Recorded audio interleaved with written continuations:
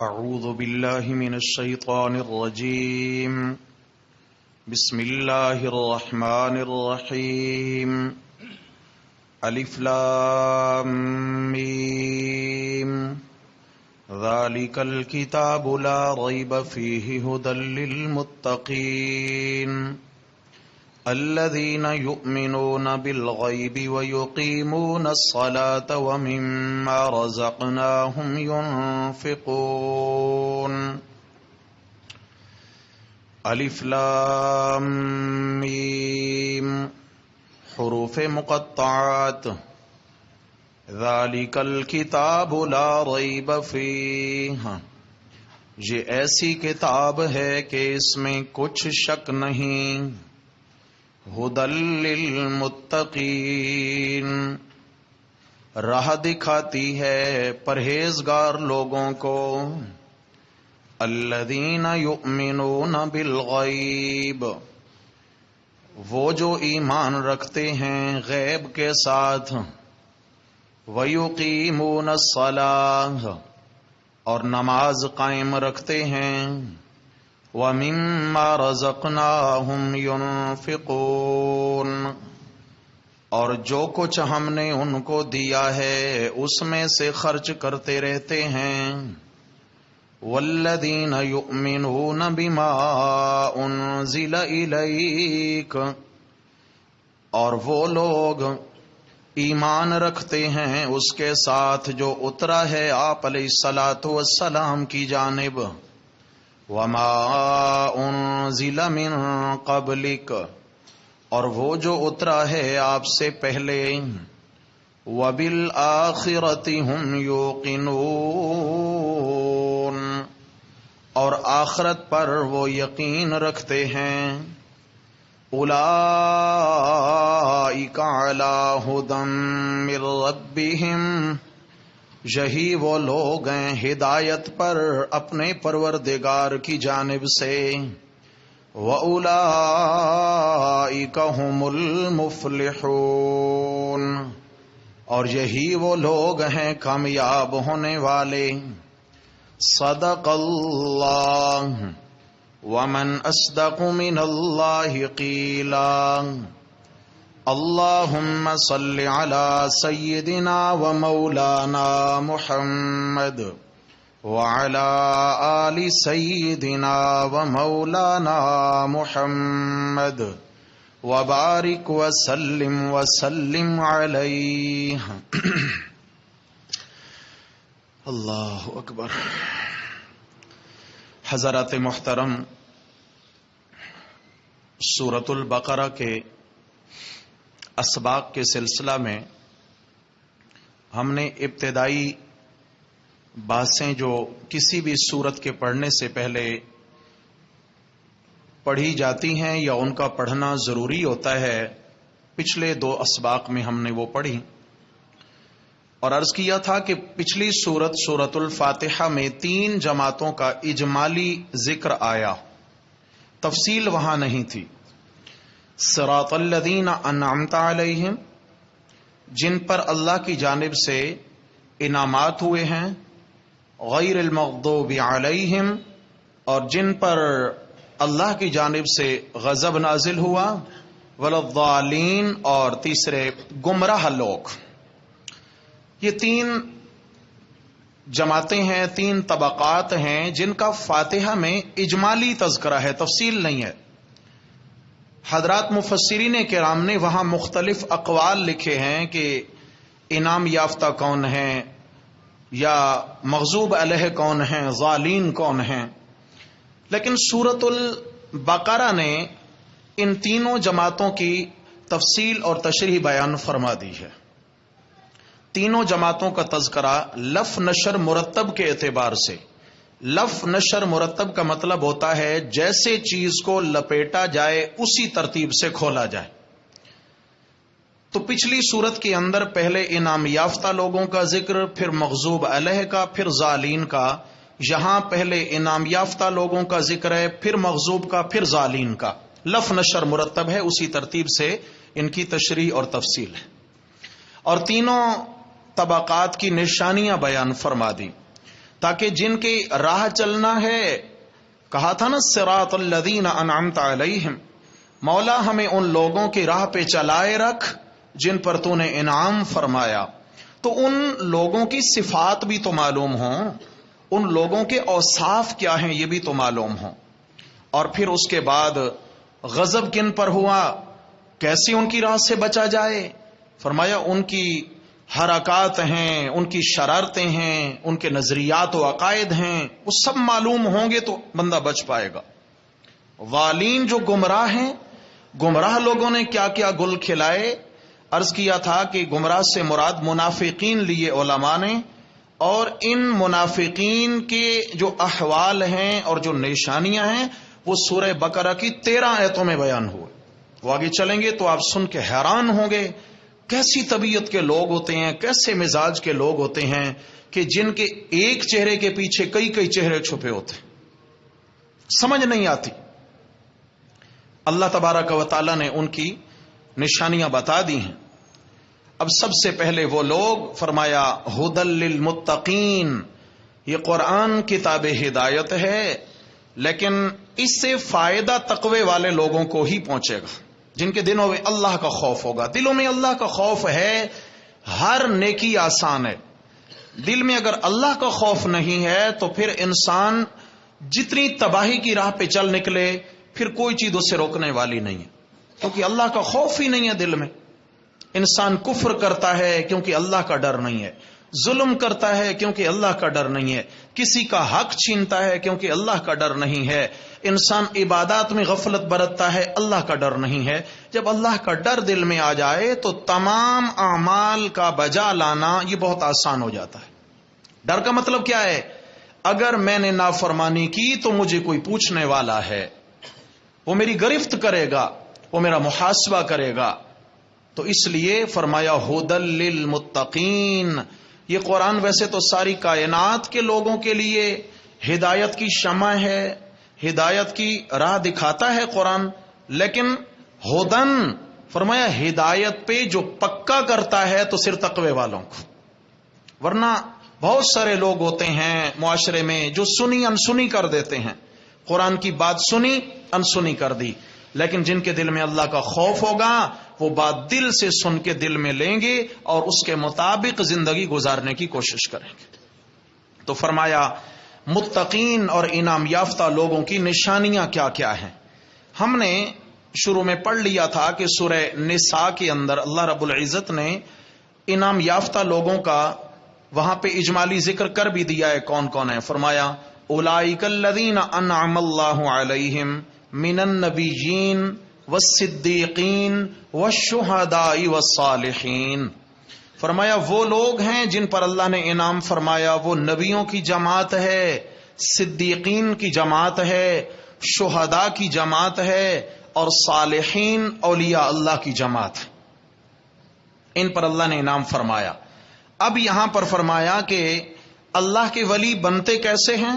فرمایا جو اعلیٰ درجے کے پرہیزگار ہوں، متقین. میں نے ایک مرتبہ عرض کیا تھا، شاید آپ کو یاد ہو، کہ تقوی اور متقی بننا ایسا نہیں ہے کہ کوئی شخص باقاعدگی سے تہجد پڑھتا ہے اس لیے اس کو متقی کہہ دیا. ایک شخص ہے وہ ذکر زیادہ کرتا ہے اس لیے متقی ہے.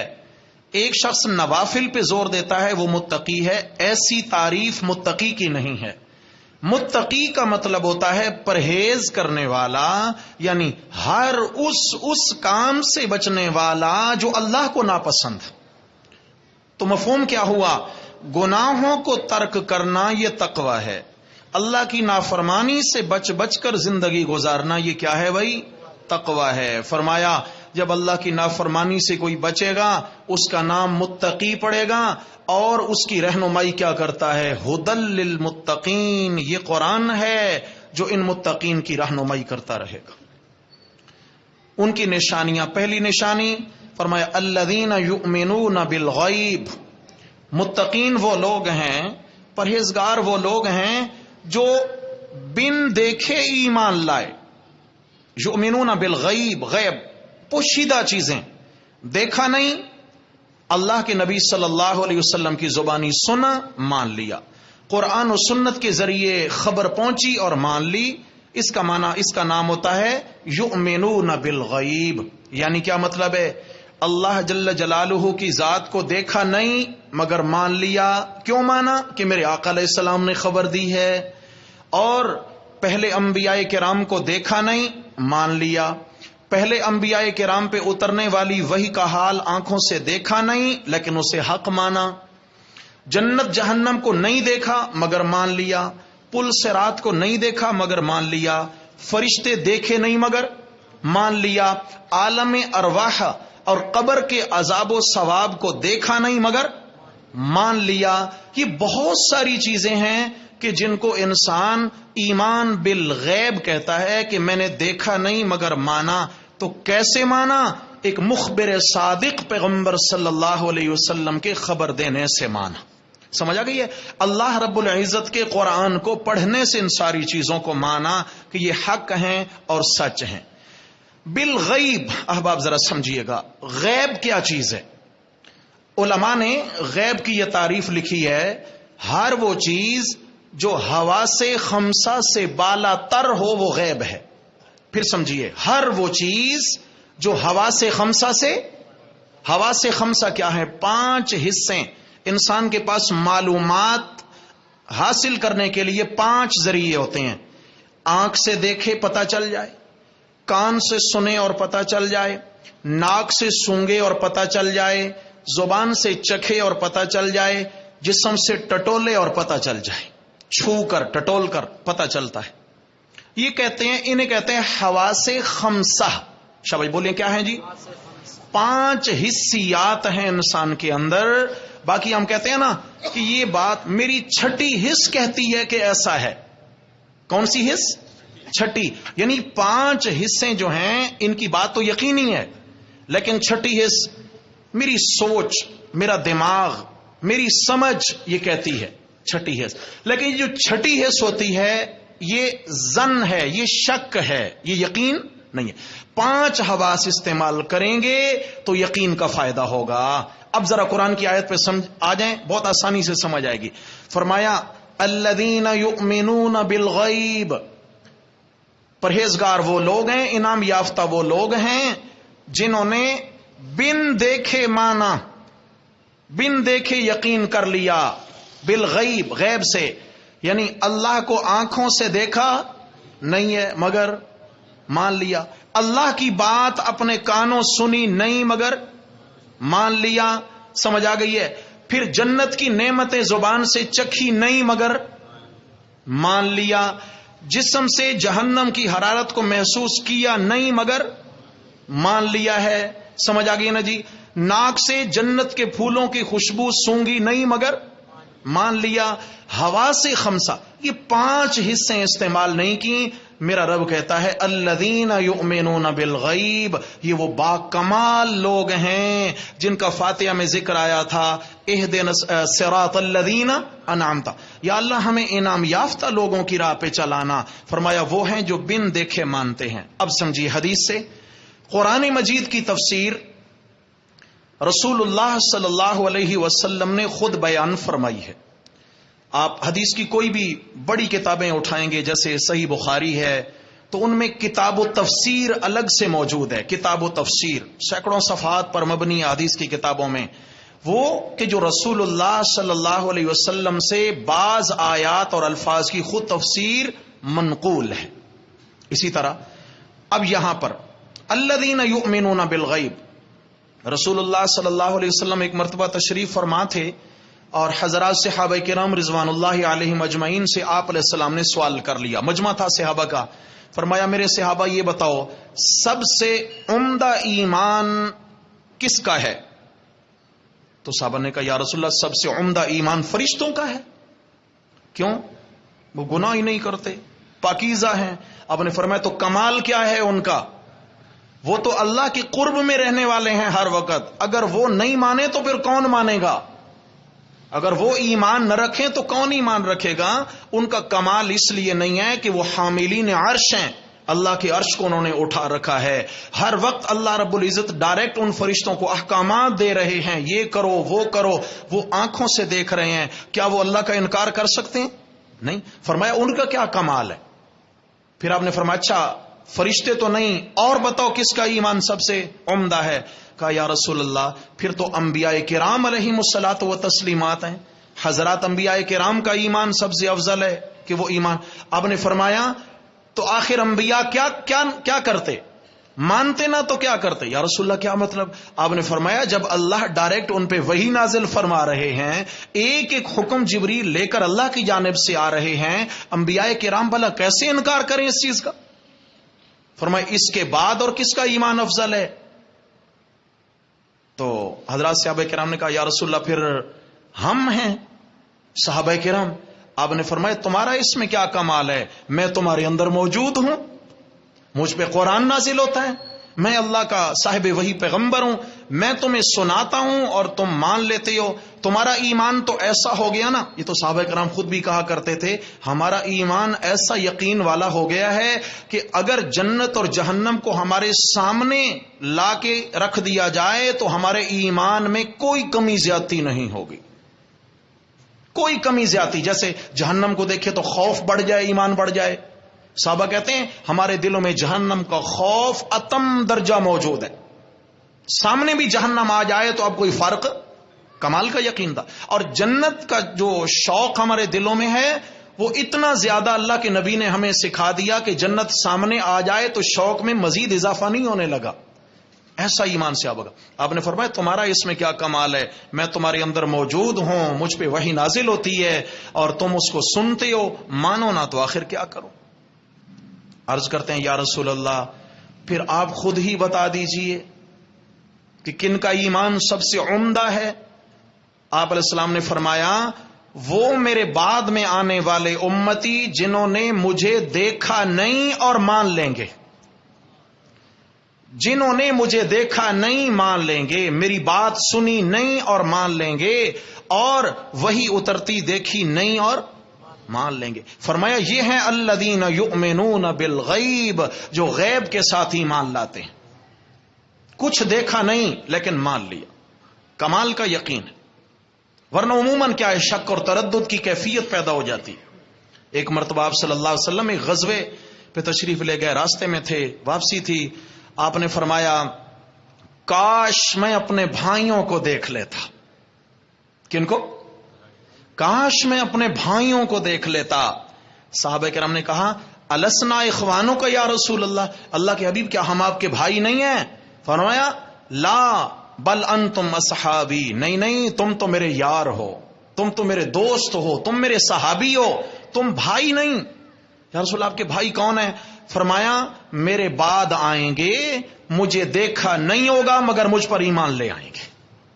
فرمایا وہ میرے، اللہ اکبر، کیسا خوبصورت رشتہ عنایت فرمایا میرے آقا علیہ الصلوۃ والسلام نے۔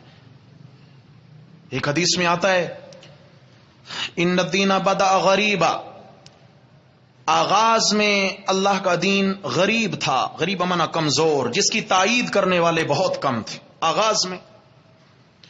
پھر اس کے بعد دین کو عروج ملا، اتنا عروج ملا کہ 400 اسلام کے چرچے ہو گئے۔ پھر آپ نے فرمایا اسلام کو ایک عروج ملے گا، ایک زمانہ آئے گا، وَسَيَعُودُ غَرِيبًا، اور پھر آہستہ آہستہ پرفتن دور شروع ہوں گے تو اللہ کا دین پھر سمٹتے سمٹتے پھر غریب ہو جائے گا، پھر دین کے چاہنے والے بہت کم ہوں گے۔ صحابہ کرام نے کہا یا رسول اللہ پھر کیا کرنا ہے؟ آپ علیہ الصلوۃ والسلام نے فرمایا اس زمانے میں پرفتن دور میں میری امت کے جو لوگ قرآن و سنت سے تعلق قائم رکھیں گے، فرمایا جو قرآن و سنت سے تعلق قائم رکھیں گے ان کا لقب ہے غربا۔ کیا؟ دین غریب اور دین والے، بولو غربا، غربا۔ فرمایا فطوبى للغربا، ایسے غریبوں کو جنت کی مبارک سنا دینا، طوبى للغربا۔ اب دیکھیں دین اللہ کا جتنا غریبوں میں ہے اتنا جاگیرداروں میں نہیں، اس لیے کہ غریب جو ہوتا ہے نا وہ اللہ کے دین کو قبول کرتا ہے اخلاص کی بنیاد پر، اس کو کوئی لالچ نہیں ہوتا، کوئی دنیاوی غرض و غایت نہیں ہوتی۔ اور جو مالدار ہے، کسی بھی لحاظ سے دنیا سے جڑا ہوا ہے، ممکن ہے کسی لحاظ سے اس کوئی نہ کوئی مطمع نظر ہو، جیسے جبلہ بن اہم ایک عیسائی بادشاہ تھا. جبلہ بن اہم حضرت عمر فاروق رضی اللہ تعالیٰ عنہ کے زمانہ میں گرفتار ہو گیا,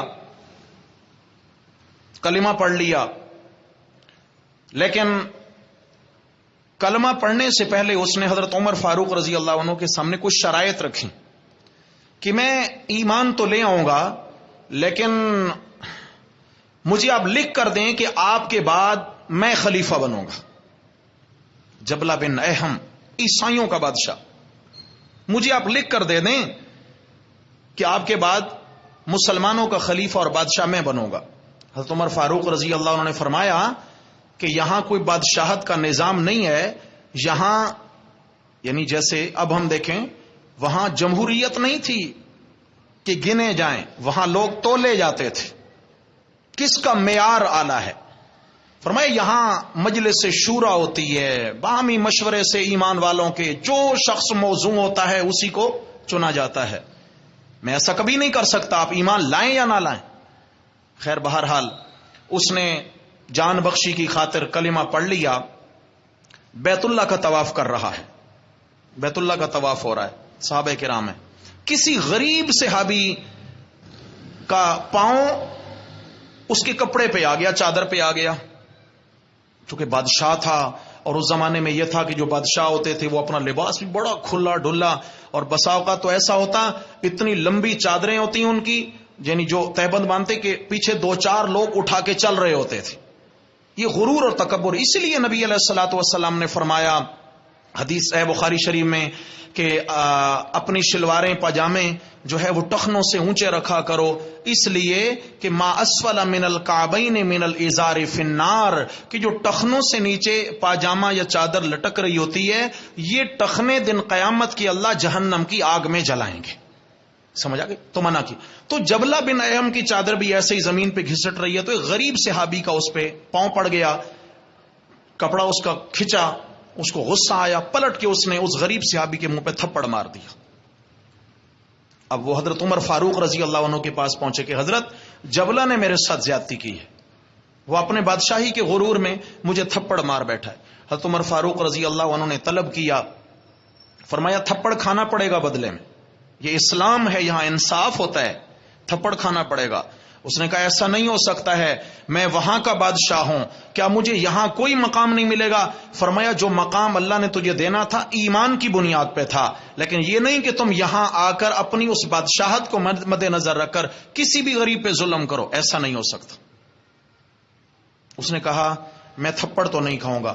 حضرت عمر فاروق رضی اللہ عنہ نے فرمایا جا چلا جا, آج کی رات تیرے پاس سوچنے کے لیے وقت ہے, تھپڑ کھانا پڑے گا تجھے. رات کے اندھیرے میں وہ وہاں سے فرار ہو گیا اور مرتد ہو کے دوبارہ عیسائی ہو گیا, دوبارہ مرتد ہو کے عیسائی ہو گیا. تو میں عرض ہی کرنا چاہتا تھا کہ بھلے وہ بادشاہ ہے لیکن اسلام میں نظام عدل ہے, اسلام میں نظام عدل. آپ علیہ الصلوۃ والسلام نے فرمایا فطوبى للغرباء, یہ غریب لوگ ہوں گے دین کو اپنانے والے یا دین کے ساتھ کھڑے ہونے والے. فرمایا توبہ, توبہ جنت کا ایک محل ہے.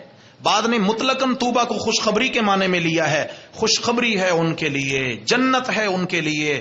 اس لیے کہ میرے بھائیوں جو وقت آگے گزرتا جا رہا ہے, جو آج کا دن گزر گیا, آنے والے کل سے کئی درجہ آج کا دن بہتر تھا. کل کا آنے والا دن قیامت کے قریب ہوگا, پھر پرسوں کا دن اور زیادہ پرفتن ہوگا. ہر آنے والا دن زیادہ پرفتن ہے. جو وقت گزر گیا وہی اچھا تھا. آج ہماری سوچ کیا ہوتی ہے, اچھے دن کبھی آئیں گے, سوچ اچھے دن بھی آ جائیں گے, اچھے دن بھی آ جائیں گے, اور پھر انسان لگا رہتا ہے دنیا کے پیچھے اچھے دنوں کی تلاش میں. بعد میں پتہ چلتا ہے اچھے دن تو وہی تھے جو گزر گئے. ایسا ہوتا ہے نہیں ہوتا؟ اچھے دن تو وہی تھے جو ہم گزار آئے, آنے والا دور اچھا نہیں آ رہا ہے. لیکن اس پر فتن دور میں جس نے اللہ کے دین کو اپنایا اور قبول کر لیا, میرے بھائی اس کو بڑا مقام ملا. فرمایا ان کی پہلی صفت ہے الذین یؤمنون بالغیب, وہ غیب پر ایمان لاتے ہیں. نمبر 2 ویقیمون الصلاۃ, اور نماز قائم رکھتے ہیں.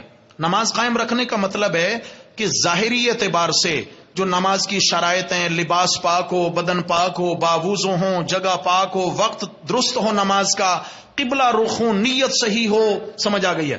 اور دوسرا جب نماز کے اندر آئیں تو خشوع و خضوع ہو، اس دل کو دنیا کے خیالات سے خالی کر دیا جائے، اور اللہ کے حضور جب جھک رہے ہوں تو دل دماغ آپس میں مل جائیں. تصور یہ بیٹھے کہ میں اس احکم الحاکمین کے سامنے جھک رہا ہوں کہ جس کے سامنے جھکنا بہت افضل ہے، جس کے سامنے سجدہ اس کے قرب کا سب سے بڑا سبب ہے، اور مجھے اس سجدے کے ذریعے اس کا قرب حاصل ہو سکتا ہے. انسان اپنی پیشانی، کیونکہ چہرہ انسان کا سب سے مقدس ہے، مخلوق کے سامنے کہاں جھکانا چاہتا ہے؟ نہیں، لیکن اللہ کے حضور دن میں کتنی بار انسان جھک رہا ہے. فرمایا یقیمون الصلاۃ، متقین وہ لوگ ہیں، ہدایت پہ کاربند وہ لوگ ہیں جو بن دیکھے ایمان لائے، وَيُقِيمُونَ الصَّلَاةَ، اور نماز قائم رکھی. اب اعمال کی طرف آ گئے. وَمِمَّا رَزَقْنَاهُمْ يُنْفِقُونَ، اور فرمایا جو ہم نے ان کو دیا اس میں سے خرچ کرتے ہیں. خیال کرنا، جو ہم نے ان کو دیا، ما عام ہے، ما رزقناہم کیا مطلب ہے؟ ان کو مال دیا تو خرچ کرتے ہیں، ان کو علم دیا تو خرچ کرتے ہیں، ان کو ہنر دیا تو بھی خرچ کرتے ہیں. دیکھیں اسلام میں بہت ساری چیزیں ہیں، ہر انسان کچھ نہ کچھ اللہ کی مخلوق کو فائدہ پہنچا سکتا ہے. مثال کے طور پر آپ سے کوئی رائے لینا چاہتا ہے، مشورہ لینا چاہتا ہے، تو کسی کو اچھا مشورہ دینا جو اللہ نے آپ کو حکمت و دانائی کے مطابق سمجھ عطا فرمائی ہے، آپ نے اپنی دانائی کو دوسرے کی خیر کے لیے استعمال کر اسے اچھا مشورہ دے دیا، تو یہ بھی متقین کی صفت ہے. کس کی؟ فرمائے یہ بھی متقی بندہ ہے جو محض اللہ کی رضا کے لیے صحیح بات کی رائے اور صحیح مشورہ دیتے. مما رزق، اللہ نے کوئی ہنر دیا ہے تو اس ہنر کو کسی کی بھلائی میں خرچ کرنا، کسی کو ہنر سکھا دینا تاکہ وہ اس کے ذریعے رزق حلال کما سکے، صدقہ جاریہ ہے میرے بھائی. ایسا نہیں ہے کہ صرف مسجد بنا دیں، سرائے بنا دیں، ویلفیئر ٹرسٹ بنا دیں، ہاسپٹل بنا دیں، روڈ بنا دیں، گلی بنا دیں تو یہی لوگوں کو فائدہ پہنچتا ہے. نہیں، ایک اچھا ہنر آپ کے پاس ہے، دوسرے کو اچھا ہنر سکھا کے اس کو اپنے پاؤں پہ کھڑا کر دینا، یہ بھی صدقہ جاریہ ہے، یہ بھی صدقہ جاریہ ہے. اللہ کو سب سے زیادہ پسند وہ لوگ ہیں جو اللہ کی مخلوق کے کام آتے ہیں. مما رزقناہم ينفقون، کسی کو راستہ بتا دینا. کیا لگتا ہے اس میں؟ آپ چوراہے پہ کھڑے ہیں، ایک شخص آیا، بھائی مجھے 4 نمبر جانا ہے، یہ میں کہاں، آپ 5 نمبر پہ کھڑے ہیں، بھئی یہ راستہ جاتا ہے، یہ 4 نمبر کا راستہ ہے. کسی کو راستہ بتا دیا تو اس عمل پر بھی میرے پیارے آقا علیہ السلام نے جنت کا وعدہ کیا ہے. کسی بھی عمل کو معمولی نہ لیا جائے اور کسی بھی گناہ کو معمولی سمجھ کر نہ کیا جائے. اور اس کے بعد فرمایا والذین یؤمنون بما، اچھا اس میں پھر ينفقون میں عام صدقات بھی آ گئے، زکوٰۃ بھی آ گئی، فصل ہے، باغ ہے تو اس کا عشر بھی آ گیا، 10واں 20واں حصہ جو ہوتا ہے، اور اس کے علاوہ صدقہ فطر بھی آ گیا، اللہ نے قربانی کی وسعت دی تو وہ صدقہ بھی آ گیا، عقیقہ کی اللہ نے توفیق دی بچے کا، وہ صدقہ بھی اس میں آ گیا. مما رزقناہم ينفقون، جو ہم نے ان کو دیا اس میں سے خرچ کرتے ہیں.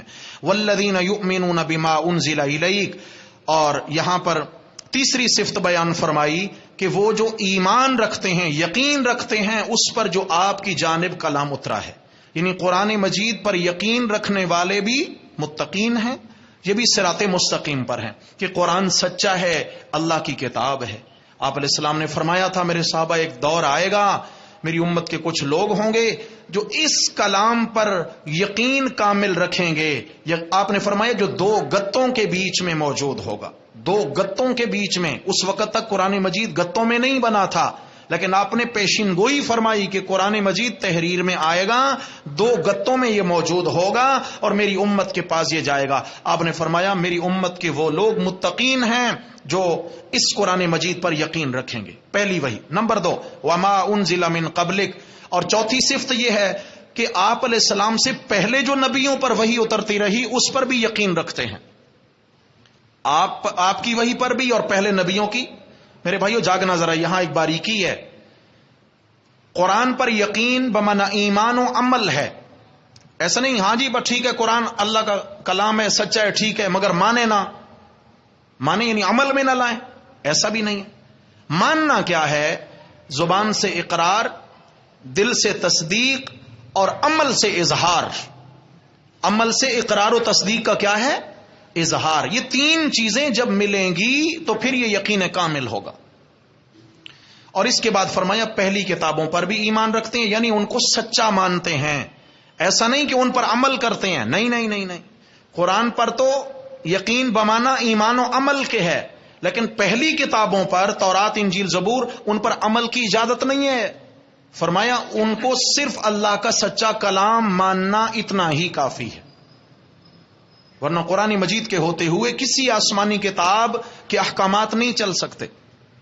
قرآن ناسخ کتاب ہے اور وہ منسوخ کتابیں ہیں. منسوخ کے احکامات منسوخ ہیں اور ناسخ قیامت تک چلے گا. اس کے بعد فرمایا پانچویں صفت یہ ہے متقین اور پرہیزگاروں کی، وَبِالْآخِرَةِ هُمْ يُوقِنُونَ، آخرت پر بھی یقین رکھتے ہیں کہ ایک دن قیامت کا آئے گا یا ایک دن موت کا آئے گا. موت آئے گی، قبر میں جائیں گے، حساب کتاب ہوگا، سوال و جواب ہوں گے، اللہ کے حضور قیامت کے دن پھر پیشی لگے گی، پھر ایک حشر کا میدان ہوگا، وہاں پھر اعمال تلیں گے، وہاں پھر نام اعمال الٹے یا سیدھے ہاتھ میں ملیں گے، پھر اس کے بعد پل صراط ہے، پھر اس سے گزر ہے، یا جنت ہے یا جہنم ہے. یہ آخرت پر کامل یقین ہے. شباب بولے میرے بھائی، تقوی والے لوگ فرمایا یہ وہ لوگ ہیں کہ صراط الذین انعمت علیہم، یہ وہ لوگ ہیں جن کی یہ پانچ نشانیاں قرآن نے بتا دیں کہ یا اللہ ہمیں ان لوگوں کی راہ پہ چلنا نصیب فرما، جو غیب پر ایمان رکھتے ہوں، جو نماز قائم رکھتے ہوں، اپنا سب جو اللہ کی جانب سے انہیں ملا، رزق ہے، ہنر ہے، فن ہے، علم ہے، اس کو اللہ کی راہ میں خرچ کرتے ہیں. اس طرح قرآن پر ایمان رکھتے ہیں، پہلے نبیوں کی کتابوں پر بھی ایمان رکھتے ہیں. اگر آپ کی توجہ ہو تو ایک سوال ہے، آپ علیہ السلام کی وحی پر بھی ایمان اور آپ علیہ السلام سے پہلے نبیوں کی وحی پر بھی کیا رکھنا ہے؟ ایمان. آپ کے بعد اگر کوئی وحی کسی پر نازل ہونی ہوتی تو اللہ اس کا ذکر بھی کرتے نہ کرتے؟ جی تو معلوم ہوا کہ مرزا قادیانی یا کوئی بھی بعد میں آنے والا کذاب تو ہو سکتا ہے مگر اللہ کا نبی نہیں ہو سکتا. اس لیے کہ جیسے قرآن کے بعد کسی اور آسمانی کتاب کی ضرورت نہیں، اس طرح رسول اللہ صلی اللہ علیہ وسلم کی ذات کے بعد کسی پیغمبر کے وجود کی ضرورت نہیں.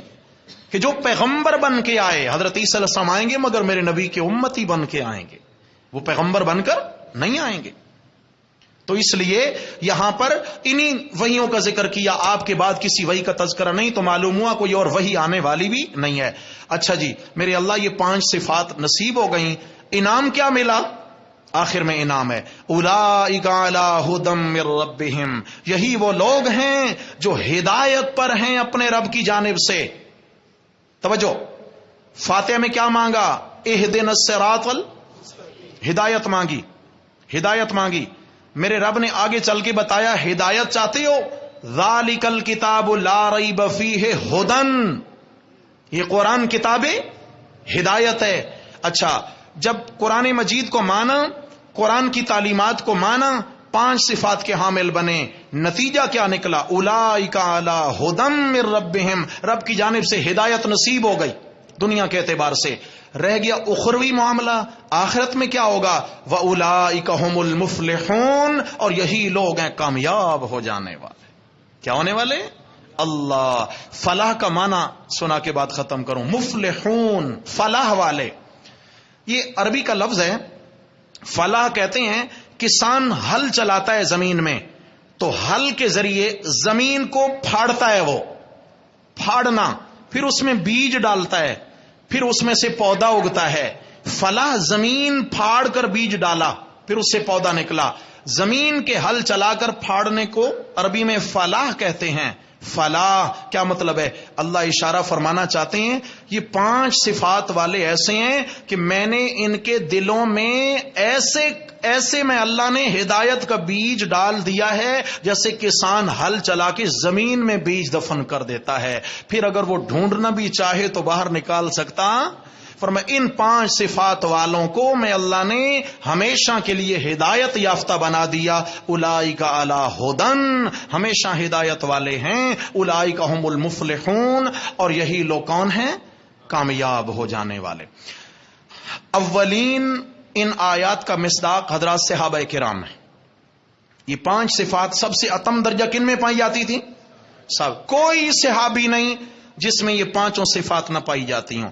ہر صحابی رسول کے اندر یہ 5 صفات بدرجہ اتم موجود ہیں. تمام صحابہ اولئک ھم المفلحون، کامیاب ہیں، اور جنہوں نے ان کے نقش قدم پہ چل کر ان صفات کو اپنایا وہ بھی مفلحون اور کامیاب ہونے والے. دعا ہے اللہ جل شانہ ہم سب کے نصیب عمدہ فرمائے. اللہ تعالیٰ ان 5 صفات کا حامل بنا کر ہم سب کو دنیا و آخرت میں کامیابیاں نصیب فرمائے. اقول قولی ھذا استغفر اللہ.